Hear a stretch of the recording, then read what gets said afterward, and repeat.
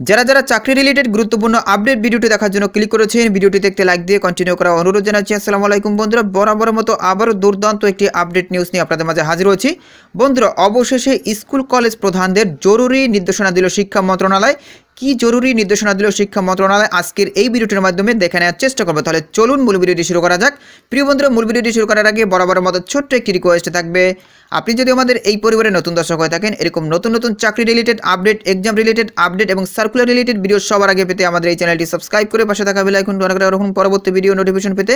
আর যারা সাবস্ক্রাইব করেছেন তাদেরকে অসংখ্য অসংখ্য ধন্যবাদ। প্রিয় বন্ধুরা, প্রতিবেদনে উল্লেখ করা হয়েছে জুলাই বিপ্লবকে অর্থবহ করতে তারুণ্যের প্রতীক ৩৭ জুলাইকে সকলের মাঝে তুলে ধরার লক্ষ্যে সকল প্রতিষ্ঠানের সুবিধাজনক সময় তারুণ্য মেলার আয়োজন করার নির্দেশ দিয়েছে শিক্ষা মন্ত্রণালয়।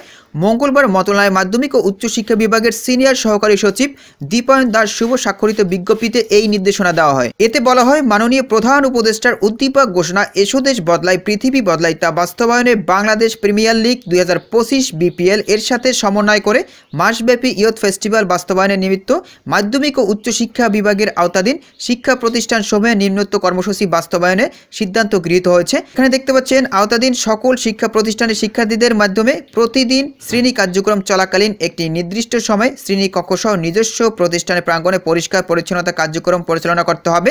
জুলাই বিপ্লবকে অর্থবহ করতে তারুণ্যের প্রতীক ৩৭ জুলাইকে সকলের মাঝে তুলে ধরার লক্ষ্যে সকল প্রতিষ্ঠানের সুবিধাজনক সময়ে তারুণ্য মেলার আয়োজন করতে হবে।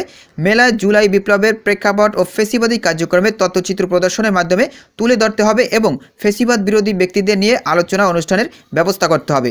এরপর দেখতে পাচ্ছেন, তরুণদের উদ্ভাবনী ও উদ্যোক্তা কর্মী হিসাবে গড়ে তুলতে সকল শিক্ষা প্রতিষ্ঠানে বাংলাদেশ সহ বিভিন্ন দেশের সফল উদ্যোক্তা ব্যক্তিদের জীবন ও সফলতার গল্প সপ্তাহে একদিন শ্রেণী চলাকালীন কোনো এক নির্দিষ্ট সময়ে শিক্ষার্থীদের নিকট তুলে ধরতে হবে এবং পলিথিন প্লাস্টিক বর্জন ও পরিবেশ সুরক্ষা সংক্রান্ত বিষয়ে সকলকে সচেতন করার লক্ষ্যে শিক্ষার্থী ও অভিভাবক সমন্বয়ে সকল শিক্ষা প্রতিষ্ঠানে সমাবেশ করতে হবে। এমতো অবস্থায় তরুণের উৎসব ২০২৫ উদযাপন উপলক্ষে এই বিভাগ সংশ্লিষ্ট উপযুক্ত সিদ্ধান্তসমূহ যথাযথভাবে বাস্তবায়নের লক্ষ্যে কর্ম পরিকল্পনা গ্রহণপূর্বক এই বিভাগকে অবহিত রেখে বর্ণিত সিদ্ধান্তসমূহ বাস্তবায়নের জন্য নির্দেশক্রমে অনুরোধ করা হলো।